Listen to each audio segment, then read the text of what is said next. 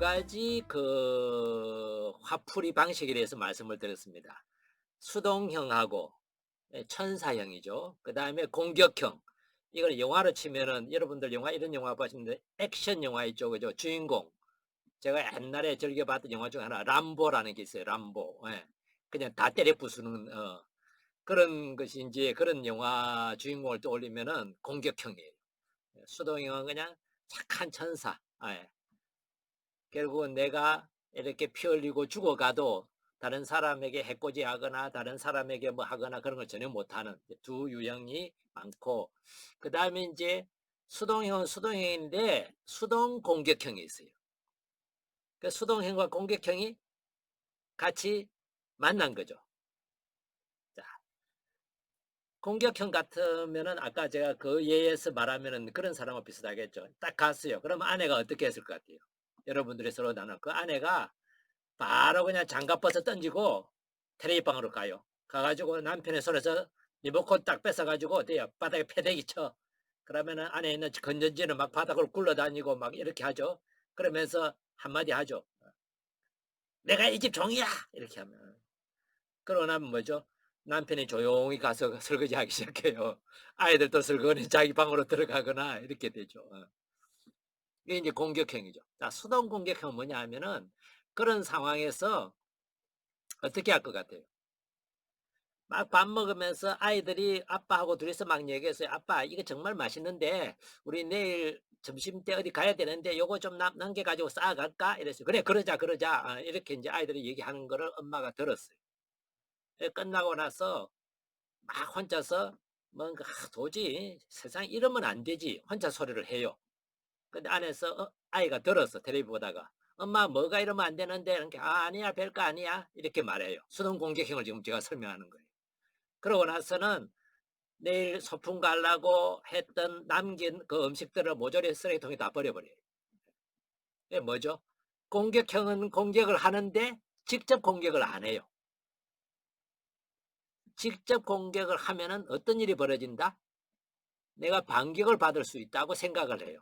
그리고 나는 착하니까 사람들에게 그렇게 공격적인 모습을 보이면 안 돼 하는 게 내 안에 있어요. 그래서 착한 모습을 보여야 되는데 화는 나. 그리고 안에서 이거를 그냥 되갚아 주고 싶은 마음은 생겨. 그래서 직접 공격을 했다가는 저쪽에서 나한테 지금 총을 쏘았는데 어떻게 나한테 찌를 수가 있어? 하고 나도 총을 한 방 쏘고 싶었는데 한 방 쏘자니 저쪽에서 그다음에 대포를 쏠 것 같아. 근데 난 대포가 없어. 그럼 어떻게 해요? 총 쏠 수 있어요, 없어요? 못 쏴요. 그런데 열불은 나. 그 어떻게 해? 할 것 같아요? 숨어서 쏴요, 총을. 한마디로 곡사포를 쏘는 거죠. 그게 누가 쏘았는지 어디서 쏘는지 모르게 이제 당하는 거죠. 예. 슈퍼마켓에 가서 줄을 섰는데 어떤 사람이 앞에 서 끼어들어. 쳐다보니까 덩치가 커. 그리고 성질머리가 좀 있어 보여가지고 말은 못하겠어.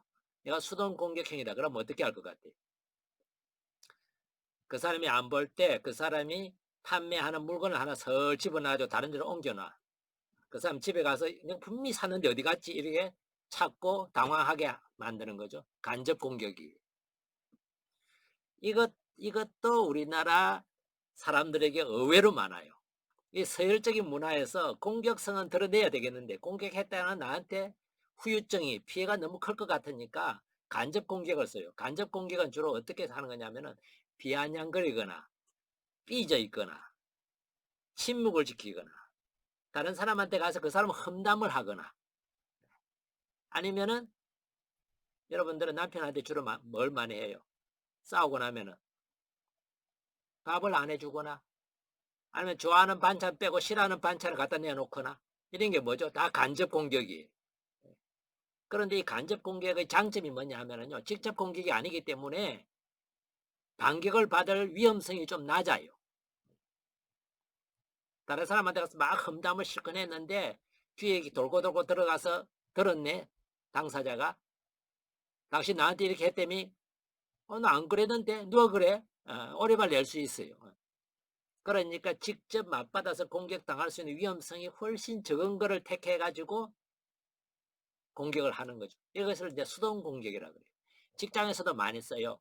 상사가 이거 시켰는데 했어요. 아이고 깜빡했네요 이래요. 잊어버렸다 그러고, 아니면은 최소한만 일을 하거나 뭔가 그런 방식도, 그러니까 태업이죠. 태업. 예. 이런 것들도 다 뭐죠?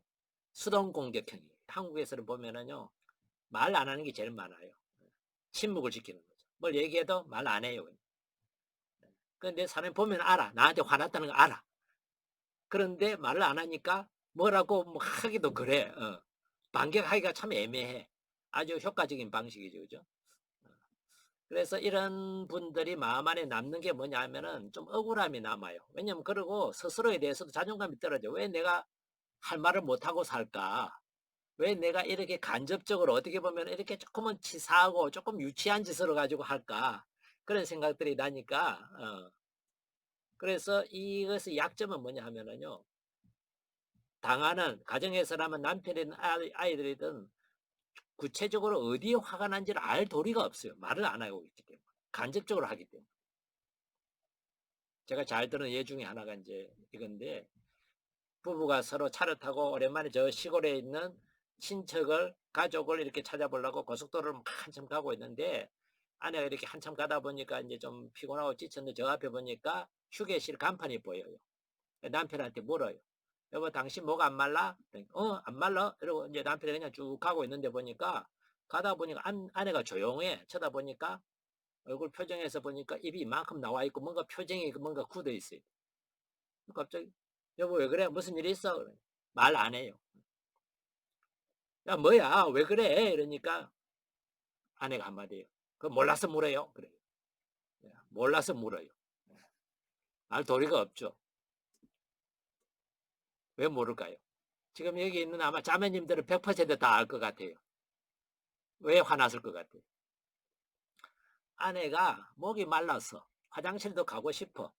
내가 목이 마르니까 남편도 목 마를 수 있겠다 싶어서 배려하는 마음으로 남편한테 물었어요. 당신 목 안 말라? 하고 물었는데, 이 말은 내도 목이 마르니까 당신도 목이 마를 것 같아서 배려하는 마음으로 물어본 거야 였어요. 근데 남자들은요 직설적이에요. 그냥 그 말만 알아들어요. 안 말라, 안 마르니까 지나간 거예요 그냥. 그런데 아내 입장에서는, 이 인간이 집만 생각하지 이기적이지 왜 나는 지를 배려하는데 지는 나를 배려 안 해. 그래서 화가 난 거예요. 속이 상한 거죠. 그런데 수동 공격형이다 보니까 삐져만 있지 말을 안 해요. 그래서 남편이 물어보니까, 아니 그것도 모르는 인간이 남편이라고 할 수 있을까 하는 생각이 들어요. 근데 남편은 진짜 몰라요. 그래서 말을 해야 돼. 이 수동 공격형은요, 진짜 자기가 무엇에 힘든지, 무엇에 상처받는지, 그런 거를 말할 수 있는 용기가 전혀 없는 게 아니에요. 왜냐면 공격을 하거든요, 간접적으로라도. 그러니까 그 용기를, 그거를, 힘을, 방향을 살짝 틀어가지고 잘 표현할 수 있는 게 좋아요. 나 사실 목이 말랐는데, 당신도 목마를 것 같아서 내가 당신한테 물어봤는데 당신은 나에 대해서 안 물어보고 그냥 지나가니까 내가 참 많이 속상했어 하고 말할 수 있으니, 그래 미안해 다음 휴게소 들어갈게 이렇게 나오거든요. 그런데 그것도 몰라? 말을 해야 알아? 막 이렇게 나가면 이제 둘이 어떻게 될 것 같아요? 계속 싸우다 가는 거예요. 이제. 말을 안 해 어떻게 알아? 내가 신이야? 이러고 이제. 오케이. 수동 공격형. 여기 보면 그림 중에 하나가 보면은 인형에다가 바늘 꼽는 거 있죠. 그죠? 예. 옛날에 이제 궁중에서 많이 하던 거, 이게 뭐예요? 수동 공격형이에요. 예. 뭔가 공격을 하고 싶은데 직접적으로 공격할 수 있는 힘도 없고 그런 위치도 안 되고 나이도 그렇고 뭐 지위도 그렇고, 그러면 결국은 수동 공격형으로 내 분노를 표현하는 방식이 있다고 볼 수 있고요. 이거는 자기 자신에 대해서 자책감이나 스스로에 대해서 자존감을 떨어뜨리는 행위고, 상대방으로 하여금 효과적으로 자기 분노를 알아차릴 수 있게 만드는 기회 자체를 잃어버리는 거죠. 그래서 이거는 건설적이라기보다 좀 파괴적이고, 스스로에 대해서도 상대에 대해서도. 그 다음에 조금 이해하기 조금 어려울 수 있는 거 하나가요, 투영 공격행위라는 거예요. 투영, 뭔가 투사한다는 말은 들어보셨죠, 그죠? 내가 가지고 있는 어떤 감정을 상대방에다가 덮어 씌우는 거를, 그래서 그 사람한테 마치 있는 것처럼 내가 인식을 하는 걸 투사라 그러거든요. 이 투영도 마찬가지예요.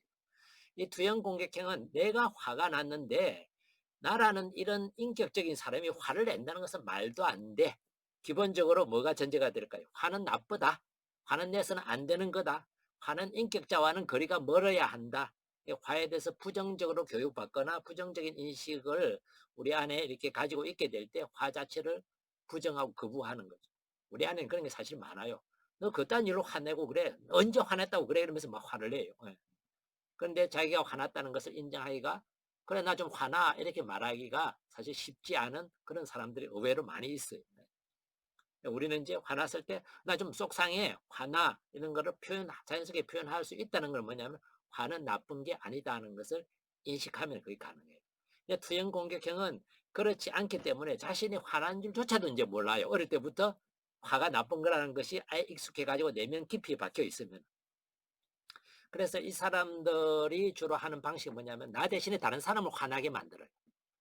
그래서 나 대신에 화내거나 여기 보면은 조작하는 것처럼 그게 그림이 하나 있죠. 그죠?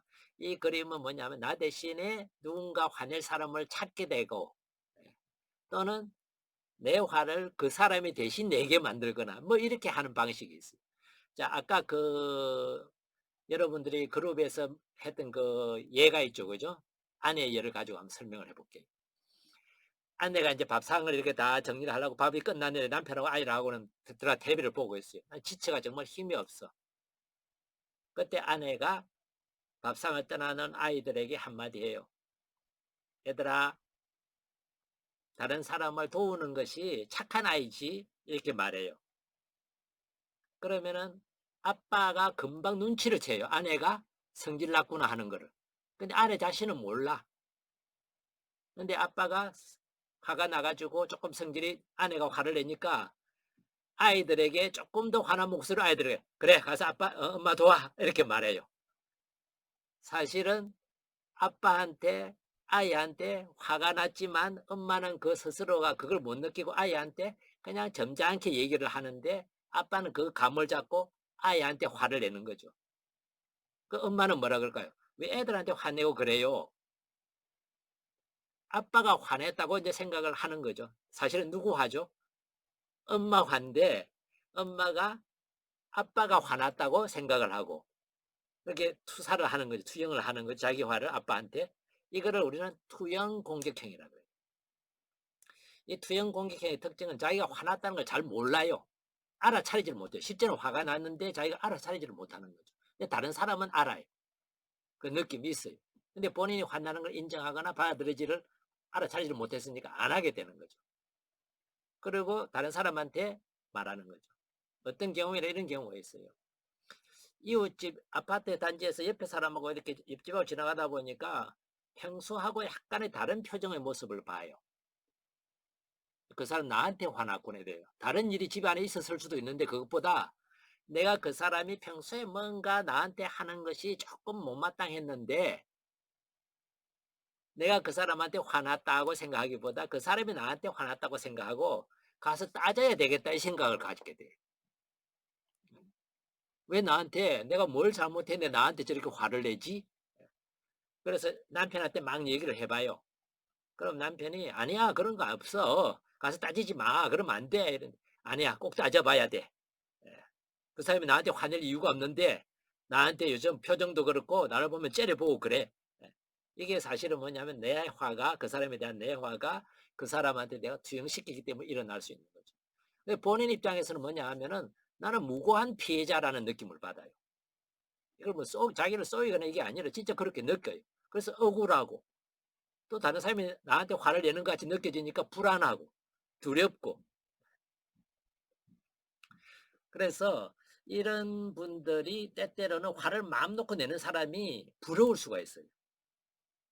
와, 저 사람 자기 감정을 마음대로 표현하는 게 참 멋있게 보이고 아주 그냥 자연스럽게 보이고 이게 젊은 사람이라면 그런 사람이 보이면은 서로 사귀기가 쉬워요.